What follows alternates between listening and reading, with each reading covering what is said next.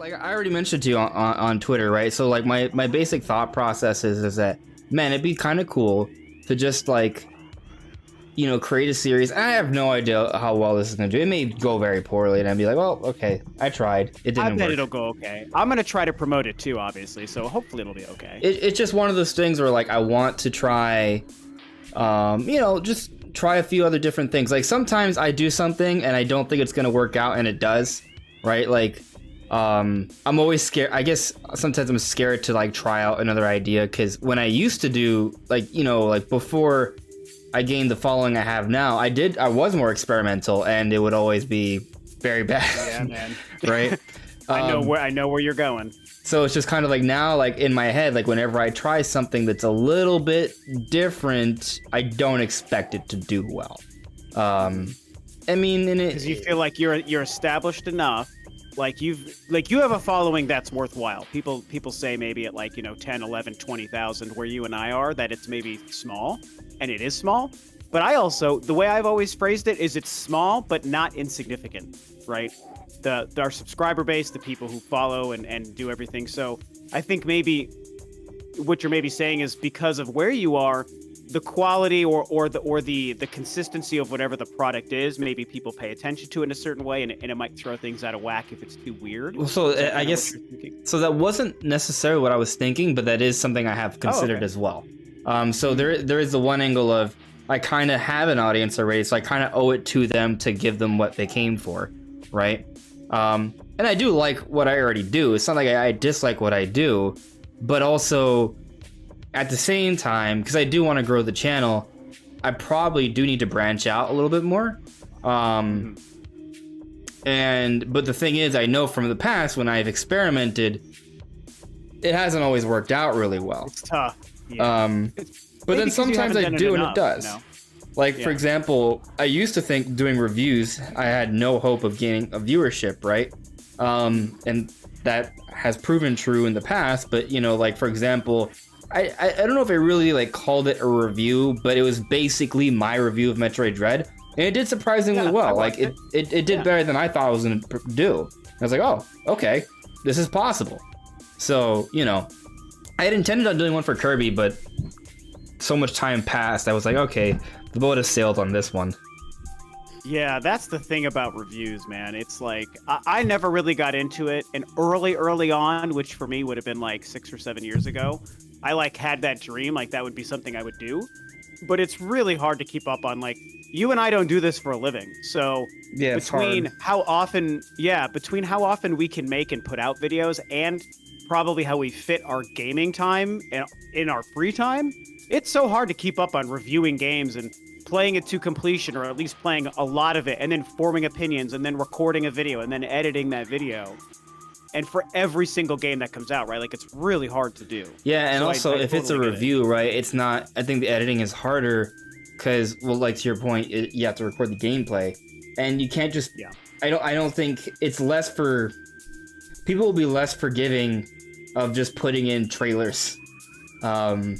If it's your own review. Like, you kind of have to put in your own footage if it's a review. If you're just kind of like doing discussion topics, you get... I mean, I do it all the time. I just kind of slap trailers together when it makes some sense, and it works. But it's a little different with a review. And there's a lot of ideas I have, but again, they take more time, they take more effort, and when I don't even know if they're gonna work, it's kind of like, why it's do tricky, that? Man. Yeah. The YouTube business is a fickle business. Yeah. And I'm at the point, I don't want to put off starting this too much longer, obviously, but I'm definitely at the point where, I know that usually after about an hour or so, I usually end up getting tired. I mean, we're not talking yet, so I mean, if you're thinking like an hour show or something, I think we could talk about it. I'm not putting like a hard time on it. I guess it just kind of, we end it when we feel like ending it. It'll work. But I didn't even think it would be an hour. Oh, well, then that's great too. Yeah. I'm good for whatever. I know my own internal clock. Yeah. And usually at about an hour to an hour and a half.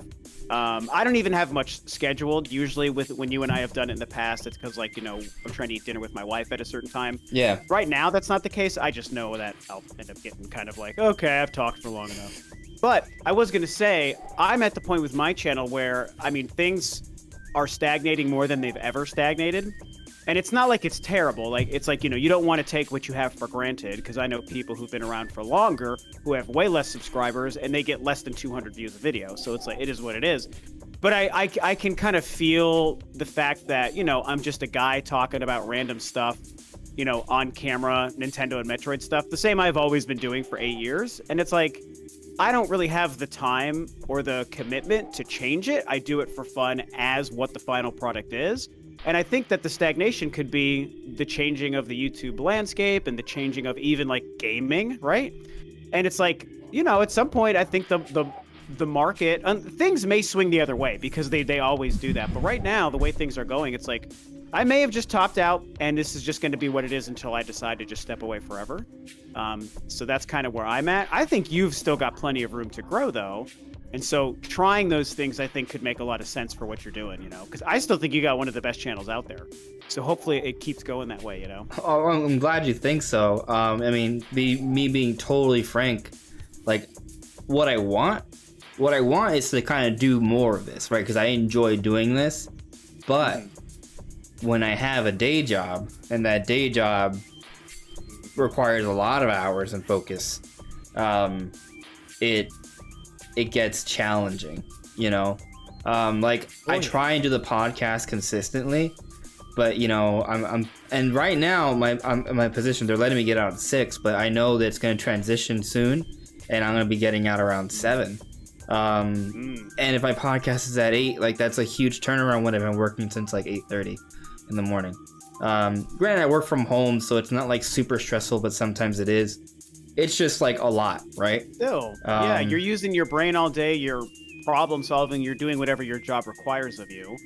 It's a lot to kind of balance, and it takes, so it's just kind of, so it's easier for me when I have like a day or two when I'm not really doing anything to kind of come up with creative ideas, and then I can sort of establish those ideas, right? But when I'm kind of busy all day every day focusing on something else, it's hard for me to kind of compile a bevy of creative ideas or take my time to research and read through potential rumors or facts or history, and then I would love to do all that. It's a ton of work, but yeah. It's not easy to do that when you're doing something else.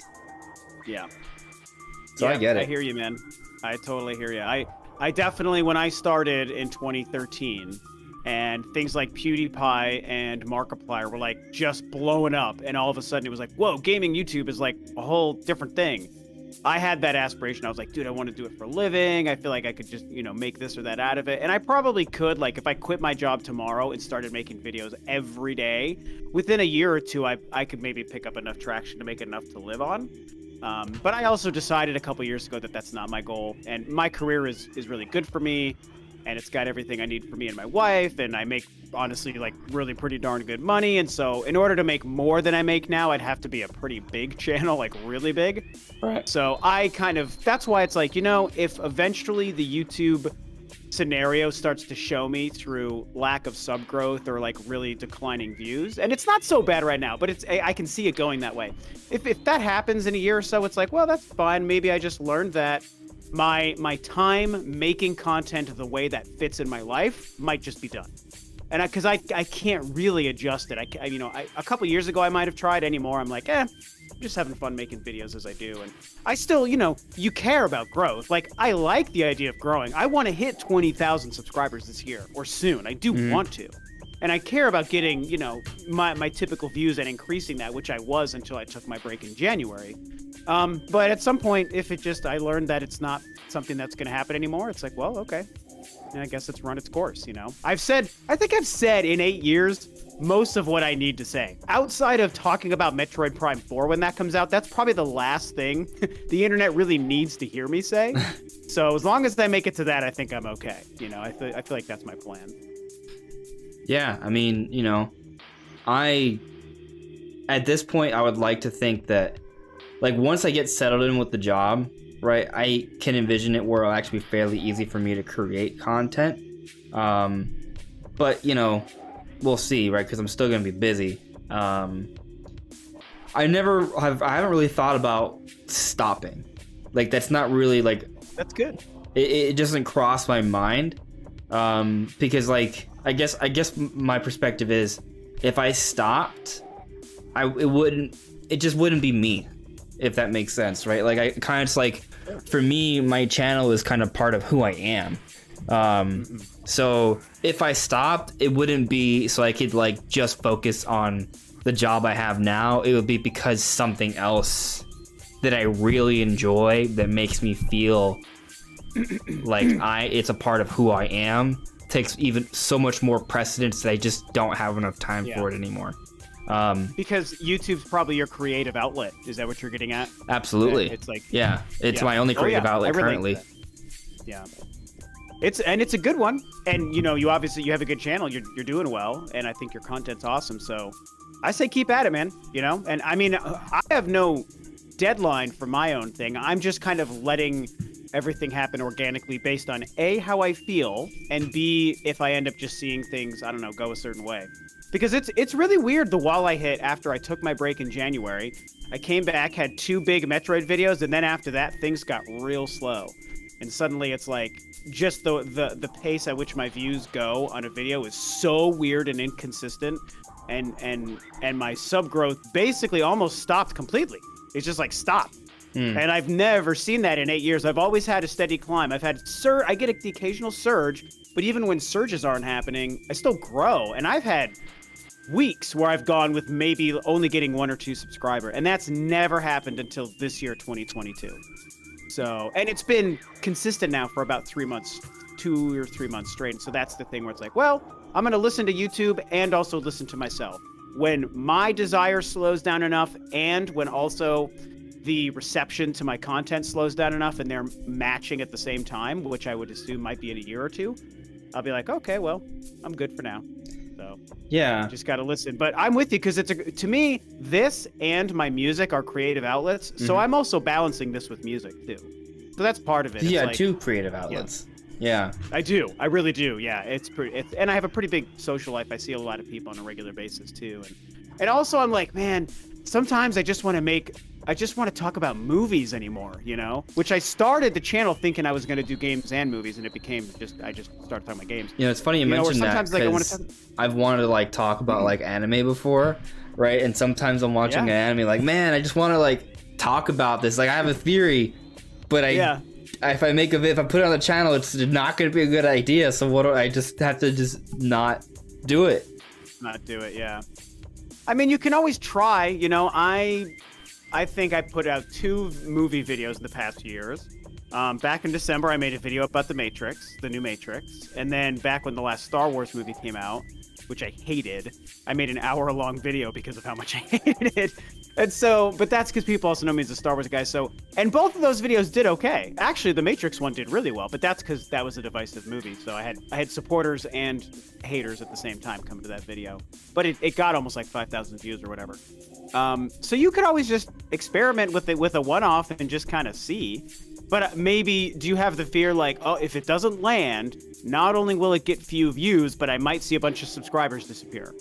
Do you think about that? I don't even necessarily think about a sub drop. I just think people be like, this is not Nintendo. What are you doing? Because and I've kind of made that pretty much my brand. And I'm okay with that. Like I don't get tired of Nintendo. Like I don't think I ever will be. Like Nintendo is just like my thing, and it always I can never envision me like getting tired of it. Like I know there have been some content creators out there who have gotten tired of Nintendo. I can't envision that ever happening to me. Like I think one comes to mind, at least just the way they present themselves. Maybe not so much. What's his face? He was a kid who got the first Switch. CND. Yeah. CND, I think, right? Yeah. He just disappeared. I never really followed him, but he just started talking. At some point, he got like extra famous, and he just started doing like vlogs from a trailer and talking about weed. You know, I had no idea. I mean, I didn't like follow him extensively, so maybe there's a little bit more to it than that. But that was. He's like, you guys, Nintendo is cool, but have you heard of weed? Let me tell you. That's really, honestly, like probably pretty darn close to exactly what happened. Wow. Yeah. Yeah, that makes you wonder if it was like a ruse the whole time, like how. And I don't know the guy, so I can't actually make a call. I think he was also younger. right? So I think so. Yeah. he probably he was probably like 19 or 20 or something when he got the explosive success. And I feel like when you're at that age, you don't know fully who you are yet, right? Oh, that's definitely true. Trust me, I'm twice that age now. I've gone through several versions of myself, so I think you're right on there. Yeah. But I think at this point you kind of know who you are, right? Yeah. So I mean, I feel like I know who I am at this point too. Like, yeah, there are things I'm figuring out, but in terms of my interests and like what I know that I sort of like what I vibe with, it's pretty well established for me. Yeah, you know yourself. Yeah.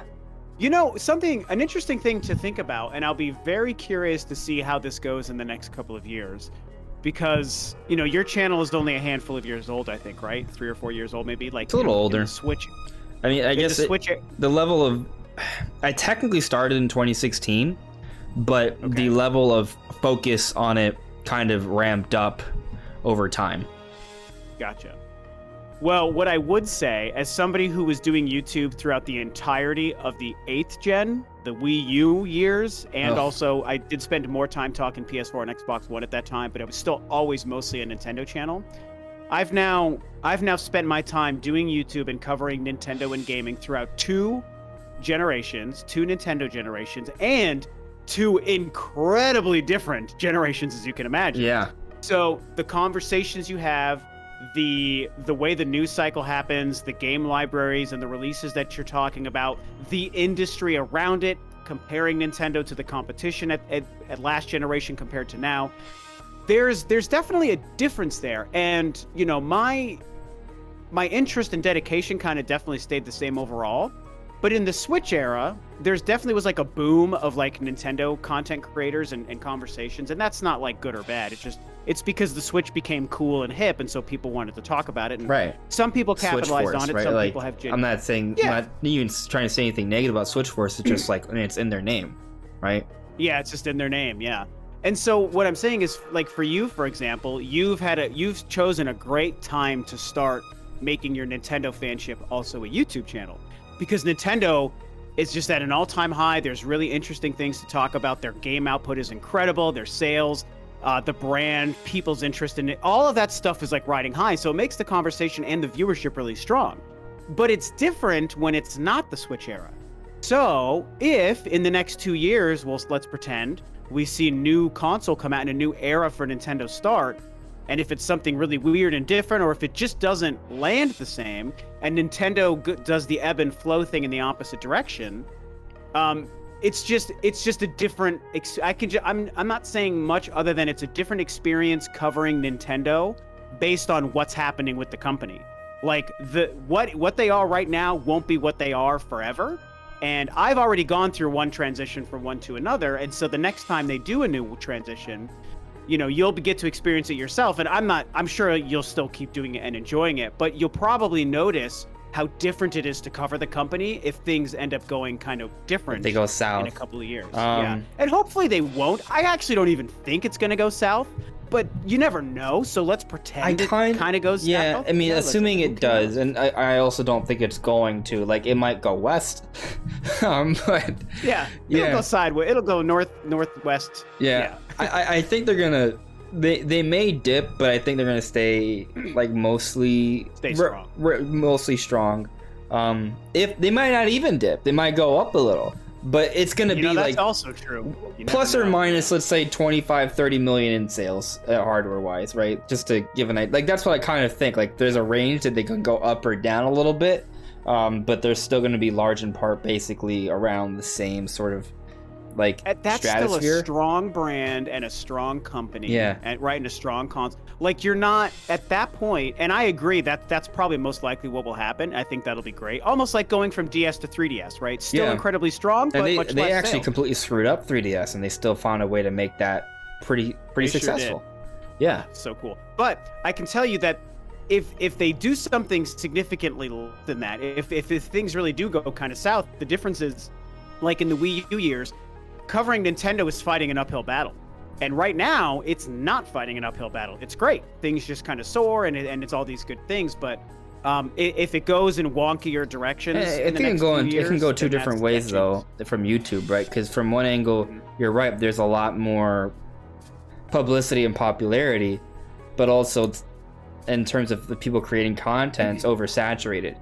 So it's hard to kind of gain that viewership if you don't have it. Yeah, that is so. You and I are lucky that we have even what we have. Honestly, that's one of the things that keeps me going. It's like, nowadays it's impossible to start a channel and even get between 10 and 20,000 subscribers where you and I rest. That's so hard to do. And to also have consistent viewers, because I talked about this on a video not that long ago. There are people who have even like more subscribers than you and me, for example, and they get less views on their videos than you and I do. Yeah. They sometimes only get a couple hundred or 1,000 views on their videos, and they might have I think, and that's kind of part of the reason like I don't branch off too much, because I think part of that has to do with they got that viewership from something and then they decided to do something else, so they lost that viewership because they weren't providing what they provided. And it'd be one thing if I didn't enjoy what I already do, but I already enjoy what I do, so it's not like I don't feel like I'm doing myself an injustice by continuing to do what brought in my audience. I've just talked about what I like, but in only one part of what I like, I guess, so. Well, you could always try that secondary Andre's anime channel. Maybe. I mean, I've also had the idea of doing a basketball channel too, but Whoa, now.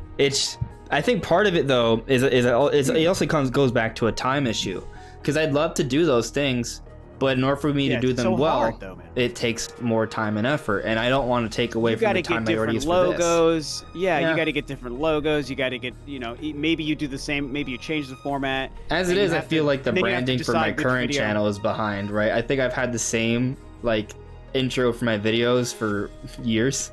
And my podcast structure has been this. I've never even created an actual dedicated intro for my podcast. It's like, I think the branding for my podcast is very awkward. Hey guys, I just hit the live button, I think. That is so true, dude. Yeah. And I think it's great, but just so you know, but that's actually really true. Yeah. I think it's endearing though. But that's just me. Well, I guess that's kind of like what I'm going for, just like endearing, quirky, awkward, but still somehow logical. Yeah, I'd say. I mean, it's not my place to say. I can just say, A, I think your content and channel is really good. B, you see really good success. Your channel size is not insignificant, and the views for your channel is really strong. And so even just doing what you're doing is probably fine. You mentioned I personally feel like I've stagnated. I also understand it's an up and down thing, right? But I'll also say this time last year I was doing a lot better, significantly better. I was doing much better even just 5-6 months ago. Yeah. So, I think part of that for me has to do with Smash no longer being a thing. Because that was do a lot of Smash stuff. Yeah, that's true. It's substantial. I feel like, I don't know. It comes and goes. It depends on the games. Well, the good thing is, there's possible Nintendo Direct and possible E3 stuff. I mean, in the next, I would say 2 months maximum, if not way beforehand, there's going to be Xenoblade stuff to talk about. There's going to be Splatoon stuff. We're going to get probably new E3 June Direct or whatever. Bayonetta might have a reason to be in the news. Honestly, if they do a June Direct, how can they not talk about Zelda and give us something else? Right. And there's a great chance that happens. So, and I know for you, for example, you do a lot of Zelda stuff, and that always does really well. So, Zelda's in the news for at least another 2 years. Breath of the Wild 2, I should say. Yeah. So it's gonna be interesting once Breath of the Wild 2's gone. What do I talk about after Breath of the Wild 2? There's things I can talk about, but they're on a lower tier. But by that point, there'll probably be Mario, Metroid Prime. Those games will be around or on the horizon, or we might have news and trailers. And honestly, I'm going to just say what I've been saying for 2 years. In theory, Breath of the Wild 2 coming out spring to Christmas next year, new hardware could very much be in the discussion. Something confirmed could be in the discussion. Oh, yeah. So that becomes, we're guessing, but there's a great chance that it is in the discussion, and that could be something to talk about once Zelda comes out, I think there's a lot of reasons to think why there could be hardware as early as this spring, but there's also maybe almost an equal amount of reasons to think it won't be out as early as spring. But I have been pretty much on the same page as you, at least I know my mind changed at one point, but for a good while, Well, I would sure. say at least half a year, probably more, I've been in the same sort of like space of thinking holiday 2023 is a good time for new hardware. Mhm. Yeah, it's been longer than that. I want to say it's at least been since E3 last It's year. been a bit. We Yeah. talked about it on one of the last. Yeah. I know the last podcast we did, my internet crapped out and I had to leave altogether. But the one we did before that, well, it was a normal full podcast we did, and I feel like it came up. I mean, that was a year ago. That was probably like 7 or 8 months ago. I don't know. Whenever that It's all was. a blur. It is a blur, man. Yeah. So that's the thing, is it's ever-changing information, like your opinion changes with every information. I've decided to put my flag in a specific decision and just allow it to be proven right or wrong and just have my conversations based on that. That's kind of what But I stood for definitely Breath of the Wild 2's release date. Like, there was no news, and people were like, hey, you get still think screwed. Breath of the Wild 2 is coming out this holiday? I'm like, until Nintendo says otherwise, I'm sticking to what I said, but, you might be right, but I'm not gonna say you're right until we know. And then, Exactly. sure enough, yeah. And that's my approach with next gen. So we'll see what happens. To me, it doesn't really hurt me either way, other than I kind of want new next gen hardware. Like, I love the Switch, but I'm ready Being for fully something frank, what I want is I want a 4K capable Switch come out this next March with Breath of the Wild 2. Like that, I want that. That would be great. I don't know if I should expect that, but I definitely want 4K? Does that go far enough? And now we're basically having a podcast that's not a podcast, but like, does that even go far enough if you think about it?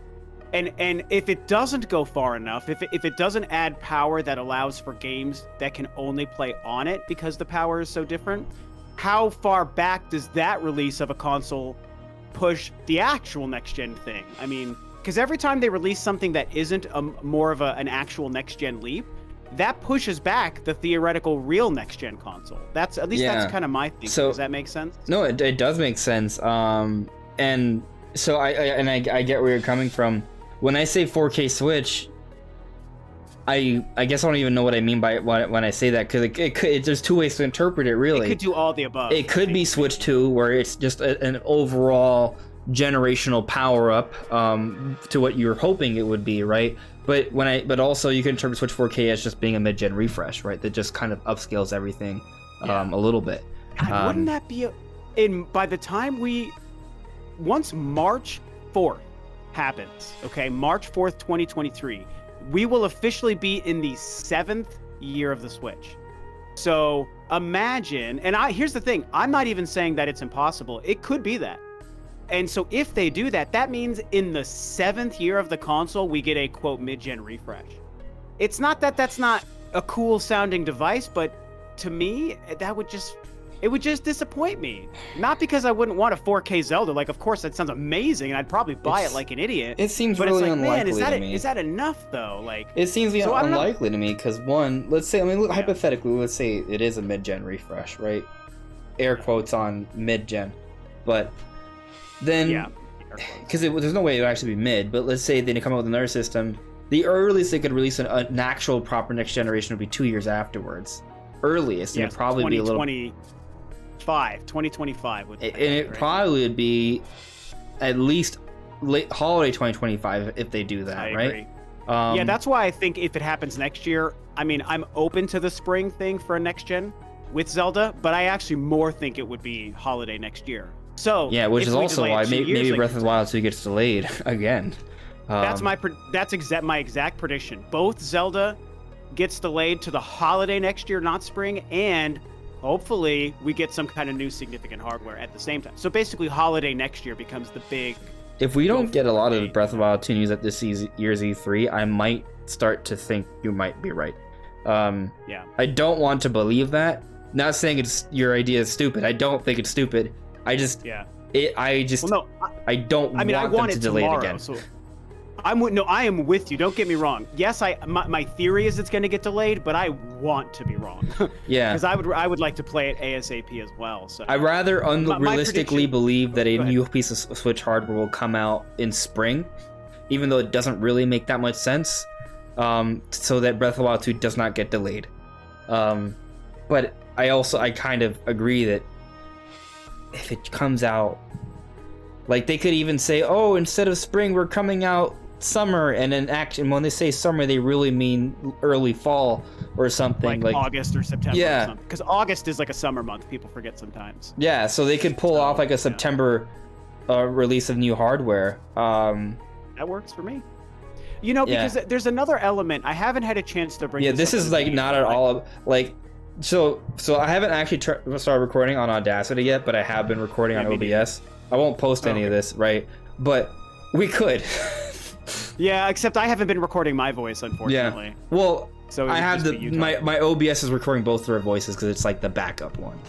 Oh, is it? Mm-hmm. Oh, well, shoot, that might even be the one you actually want to use then.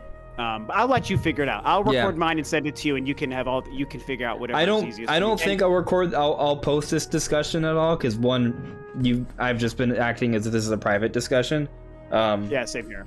But there's some good stuff here. There is good stuff. If you felt like taking time, you could kind of find some. I mean, just post it as like an outtake clip. I bet there's 20 minutes worth of good conversation at least. Yeah, maybe. But here's the one thing I'm not saying I will, but if I do, I'll let you know. Okay, gotcha. Yeah. So here's the one thing I want to say, and then we maybe can actually do the Mario thing for whatever 30 minutes. But so I haven't brought this up in a video. I had an epiphany a few weeks ago, and I almost sent a tweet about it, and I was like, no, I won't do a tweet because it's too big of a conversation. But the other thing we have to think of that lends to why Nintendo has to be thinking next gen sooner than later is at this point, they'd have to start recycling franchises. And if they start recycling franchises like a Mario and a Mario Kart and a Zelda and a Metroid and whatever the case, every recycled franchise that releases on the Switch becomes a franchise that doesn't have a new entry ready for that first 2 years of their next console. Right. So they need to start moving franchises into that next generation in the next year or two, right? That's part of... So that's an interesting detail no one's talked about, and I had that epiphany a few weeks ago.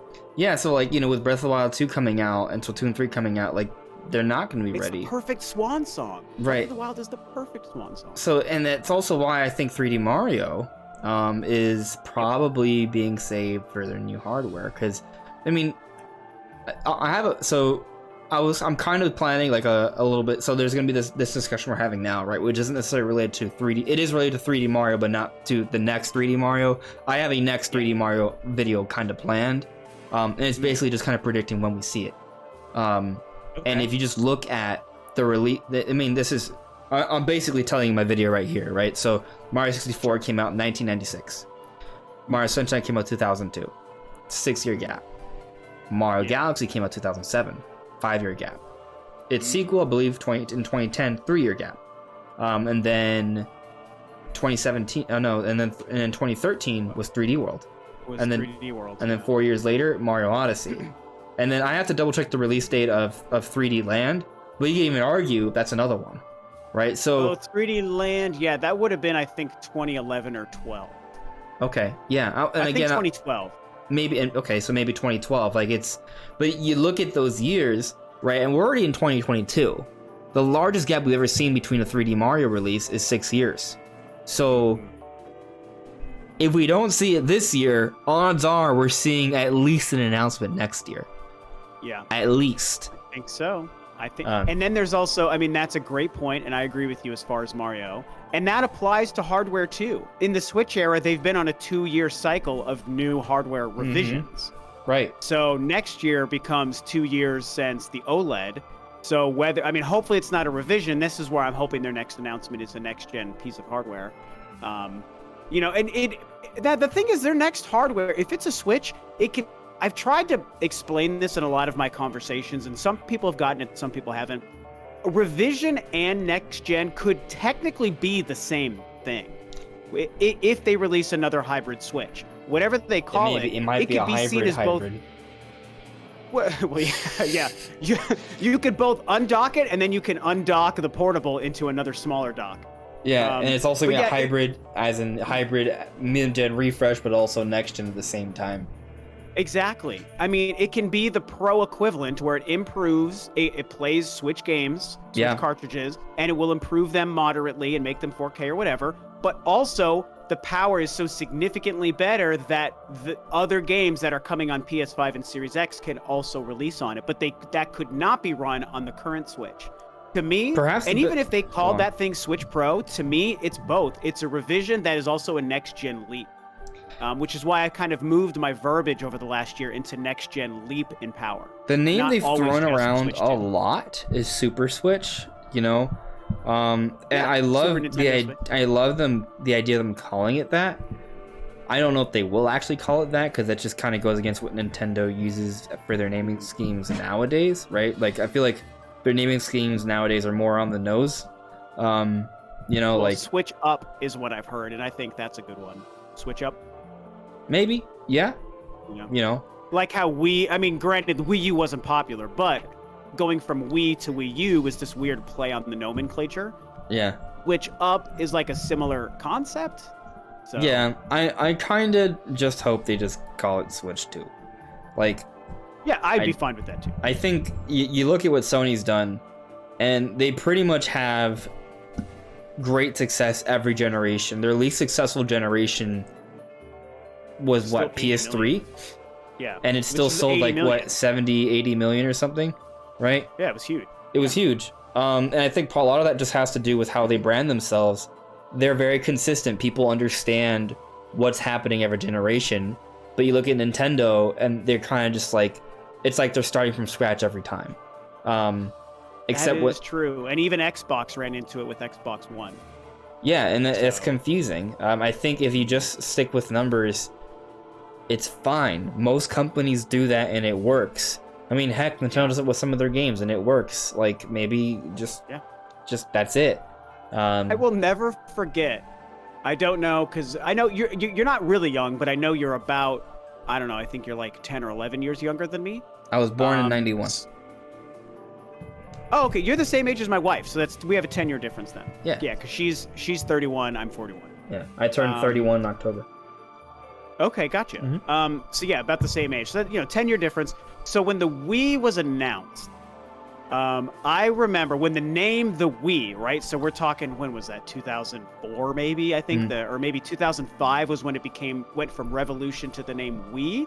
And I got a text on my shitty little Nokia phone. I was working as an assistant manager at a Blockbuster, okay, in Fort Collins, Colorado. And I got a text on my little Nokia phone, I think from my younger brother, who was like, he just said Nintendo Wii. He said Wii, and he had to say it sounds like the word Wii, W-E. And I was like, what? I was so shocked, and I hated it too. I was like, that is the dumbest, I think weirdest. You probably just believed your brother was like pulling your chain. I probably did. It was so confusing. And that wasn't a time where we had smartphones, and it was just such a different time, right? We're talking 2005. So I remember... I didn't have a job, so I was just like on my computer being like, what is Nintendo thinking? They're all crazy. Yeah. I'm actually remembering, I was at Blockbuster, but I wasn't at Fort Collins yet. Anyway, I do remember going home, and in like the weeks and months that followed, as everyone, myself included, and the way the internet taught, IGN was the only place to go for anything at this time, Wasn't a lot of video content out there.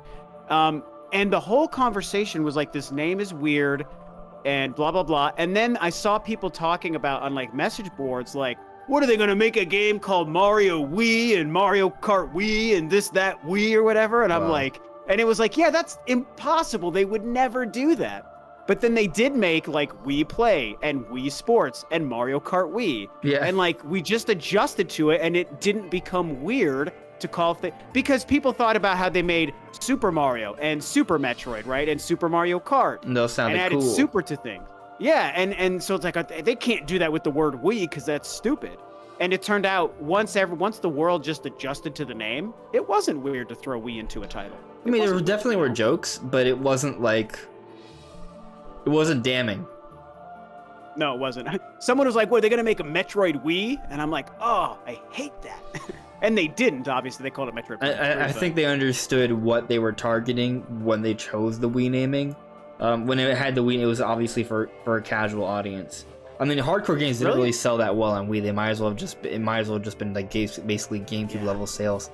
It's sad to me. Yeah, which is why the Switch is like so much better, because it has greater success than the Wii, but actual core games that we think are just actually good get the success they deserve. Oh yeah, somewhat. The Switch to me is just based on my pureness, because I'm a sucker for nostalgia. So based on my nostalgia, it's definitely not my favorite console. But if you were to look at the Switch from an objective perspective, this is the strongest, maybe since the Nintendo era. This is the strongest the Nintendo brand has ever been. And it's the strongest their overall product output has ever been. Like, it's so consistent. The console's great. People like it. It has a unique element. The games library is just insanely good. They've touched almost every single franchise, and there's so few misses in any of those franchises. I don't even know if I can think of one off the top of my head, except Mario Tennis I really hated. Outside of that, I mean, they've just been killing it. You know, it's crazy. Yeah, so I mean, it really is the best they've almost ever done. You know? I think you have to think hard on or you have to make an argument. And you can't make a good argument for most games not being like one of the better versions of their series on Switch. Like, I agree. You could probably argue that Star Allies is not the best 2D Kirby. I think you'll win that argument. But Kirby and the Forgotten Land might be the best Kirby game ever. It's definitely up there. So I'm not a big Kirby fan, and I loved that game. I think that game was amazing. Amazing. Yeah, it was absolutely incredible.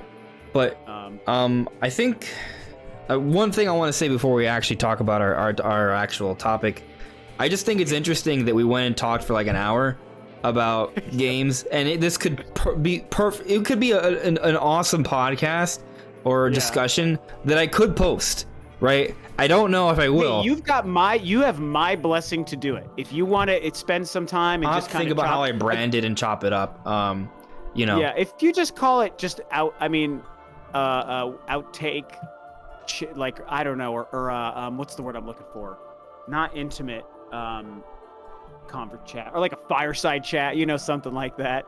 I mean, it's up to you. You don't have to. I'll sit on it. We'll see. Yeah. But it's just fascinating that this was not at all planned, right? This is like, I feel like it's just kind of proof that like we talk about this stuff because we actually like it, right? We're not doing this for like views or anything like that, because this entire conversation was 100% unplanned. It's just kind of you and me just sort of shooting the shit. Yeah. Which is just awesome. Two buds shooting the shit. Yeah, absolutely, man.